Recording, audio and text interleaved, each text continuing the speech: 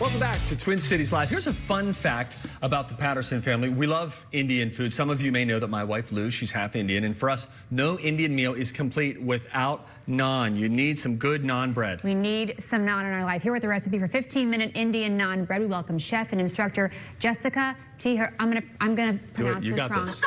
Tijerina? Did I do it right? Perfect. Perfect. Oh gosh, Didn't she do great? You. Jessica, Hi, Jessica. It's lovely to have you on our show. It's funny, we were talking just before we went on the air, and you assumed that we were probably making this all the time, but my wife and I have been intimidated to make it, thinking we're going to screw it up. So please simplify this delicious bread for us. I will, absolutely. Thanks for having me again, guys. I love being on this show so much. So people who love Indian food rarely order it without garlic naan or without naan in general. It's like your vehicle for scooping up the last bits on your plate. Yes. Well, I figured out a way to be able to make it without having to wait for it to rise and without having to knead it a long time, because otherwise this process can take up to 2 hours. So the secret, and I'm going to tell you right now, everybody ready? Okay, the secret is using self-rising flour. Self-rising flour. Yes. So self-rising flour is a combination of all-purpose flour, baking powder, and salt. So normally your all-purpose flour or your self-rising flour is like a leavening agent, which is the baking powder and the salt. So it's a leavened bread, which is why you have to let it rise. Right. So by using self-rising flour, you eliminate that whole hour and 15 minutes basically of rising and leavening. So, can I ask a dumb question, Jessica? Like, can you get self-rising flour at any grocery store? Do you have to? It's not a dumb question. At your local company. Okay, you're going to make you're going to show us 3 different ways that you can eat it. We're going to start with the most perfect kind of naan, garlic naan. Yes, and this is a really garlicky garlic naan, you guys. Good. So it's super simple, and I've got some self-rising flour in my bowl already here, you guys, and I'm just going to make sure that we add all the right ingredients. So we've got, like I said, some baking powder, some kosher salt. You can use any kind of salt.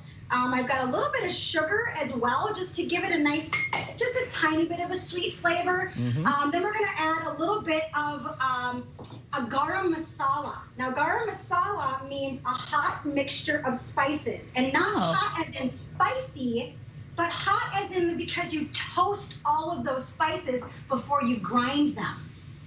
All right, so once you have all of those lovely ingredients all there together in the bowl, and we've talked about the self-rising flour, then how do we get that all together so that we're cooking it and then crushing it?